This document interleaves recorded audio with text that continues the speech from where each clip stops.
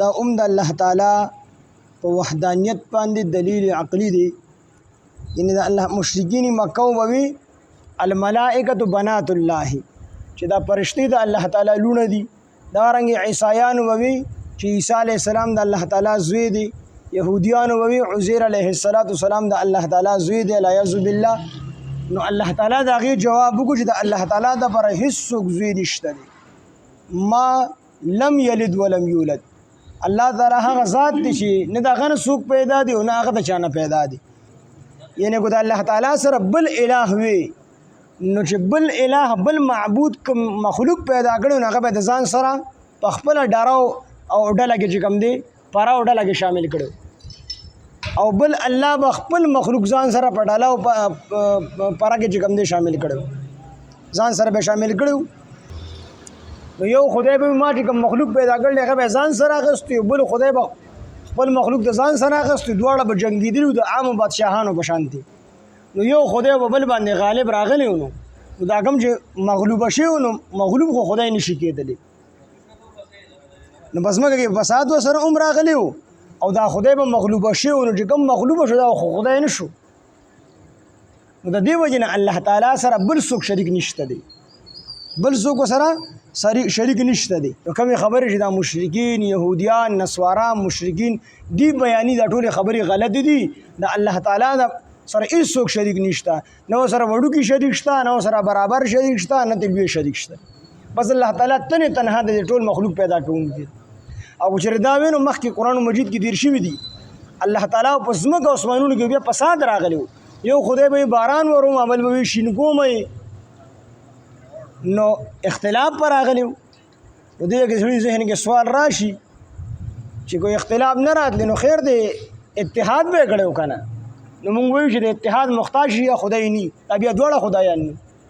د ټولو خبرو خلاصو نه ټول دا چې الله تعالی یو دی. یو سره خپل بوتان او دغه رنګ چې کوم دي نور سيزونه د الله تعالی سره په خدای کې شریکي الله تعالی شان د دین ډیر زیات اوچت.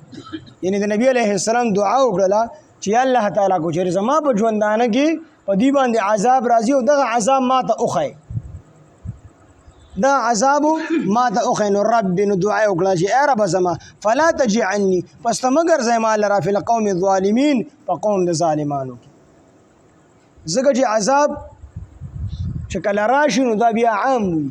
بعضې عذاب خدای تش په کافرانو راشي بعضې عذاب دی چې هغه په دنیا کې مسلمانانو ورسره راشي او په دې کې د مسلمانانو درجې اوچتي چې د دې اعمال خپل صالح وي نیک وي خو دې د هغه وجو سره غلامدو وسوځي.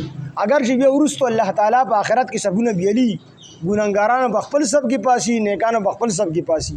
نو نبی علیه السلام دعا وکړه خدای پاکه کو چې زما په ژوندانه کې په دوی باندې عذاب راشي نو خدای پاک ما په دې ظالمانو کې مشامله یعنی دا عذاب کې ما مشامله.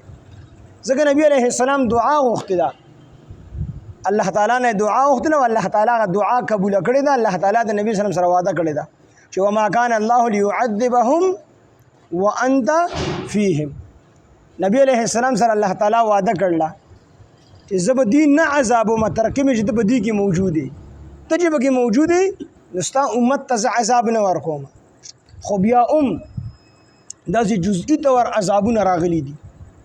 نو نبی علیه السلام فرمایي چې خدای پاک ته جزئی تور عذاب راولي چې زه په عذاب کې شامل نشم. لکه په مکه والا باندې قات سالی راتلل و کاله باغی باندې د سکات راتلل چې په ډیرانونو وګرځیدل او دا و چې سرمنې به کتل هغه به خوړل مردار به خوړل. دا عذاب په دې مکه والا باندې راغلی د قات عذاب نبی علیہ السلام پکې موجود او دا عذاب چې کوم دی راغلی. دغه رنګ په جنگ بدر کې د دې لوی سرداران هغه چې کوم دی قتل شو 70 سرداران دا قتل شو. دا یو عذاب د مسلمانانو د توري د وجنه بدی باندې راغلی.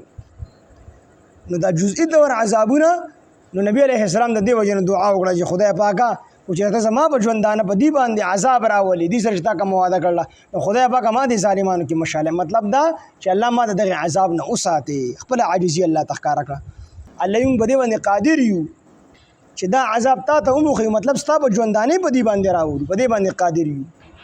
ځکه دا عذاب وعده چې الله تعالی کړی دا نو قطعي تور خو د آخرت وعده ده آخرت کې مخامخا قیامت کې په کافرانو باندې عذاب وي خدا احتمال لري چې په دنیا کې هم په دې باندې عذاب راشي نو بیا دا احتمال راشي چې مسلمانان وسره هم پکې دا عذاب لاندې کی